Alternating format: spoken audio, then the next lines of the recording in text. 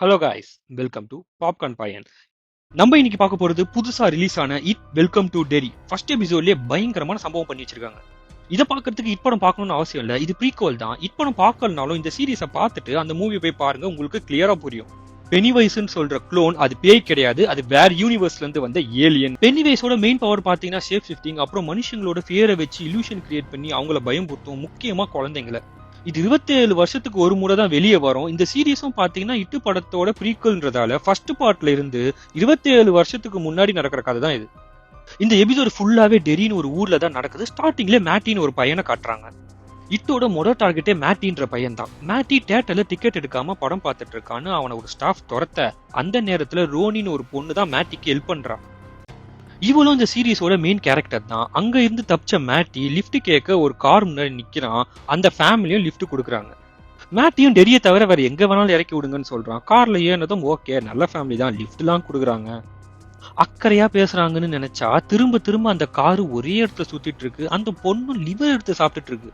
சின்ன பையன் கண்ணு அப்படியே இட்டோட கண்ணு மாதிரி மாறுது. அவங்க அம்மா வேற பிரெக்னண்டா இருக்காங்க. அவங்களுக்கு கார்லயே மியூட்டன்ட் குழந்தை பிறகுது. நம்ம மேட் இதெல்லாம் பார்த்து பயந்து கார்ல இருந்து தப்பிக்க ட்ரை பண்றான். But it's too late. எல்லாம் முடிஞ்சிருச்சு. கட் பண்ணா ஏர்ஃபோர்ஸ் பேஸ காட்டுறாங்க. அங்க புதுசா ஒரு மேஜர் வராரு. இது 1962ல நடக்கிற கதை. ஸோ அந்த டைம்ல ரேசிசம்லாம் நிறையவே இருந்திருக்கு. அந்த மாதிரி சீனும் இங்க காட்டுறாங்க. இந்த மேஜருக்கு ஒரு தனி ஸ்டோரியும் இருக்கு. அதை வரப்போற எபிசோட்ல தான் ரிவீல் பண்ணுவாங்க. ஃபர்ஸ்ட் சொன்ன மேட்டியோட ஃப்ரெண்ட்ஸ் 2 பேர் இருக்காங்க, டெடி அண்ட் பிலிப்ஸ்னு. இவங்க 2 பேரும் லில்லின்னு ஒரு பொண்ணு கூட சேர்ந்து தொலைஞ்சு போன மேட்டியை தேட ஸ்டார்ட் பண்றாங்க.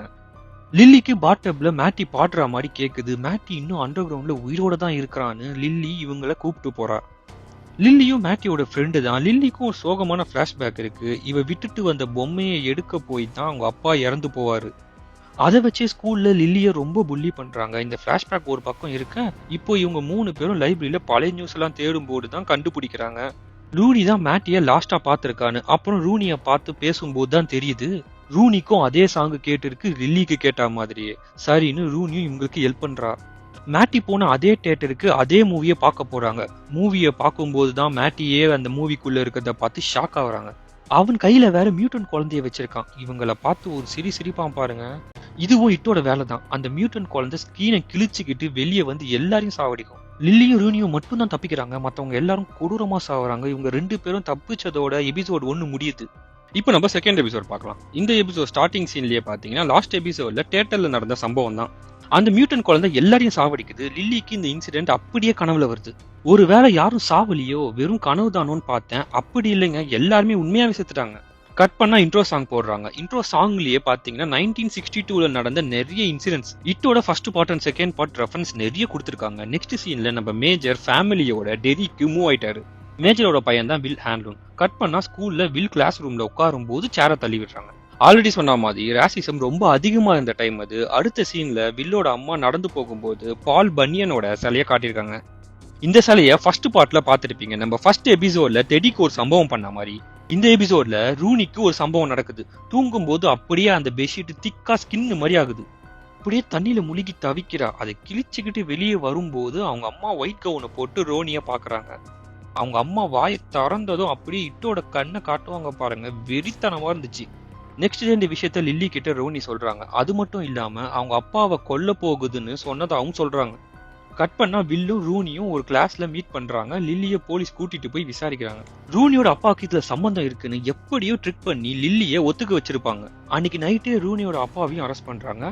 இதுக்கு நடுவுல ஒரு இடத்துல எல்லாரும் ஏதோ தோண்டிட்டு அங்க ஏதோ தேடிட்டு இருக்கிற மாதிரி காட்டுறாங்க.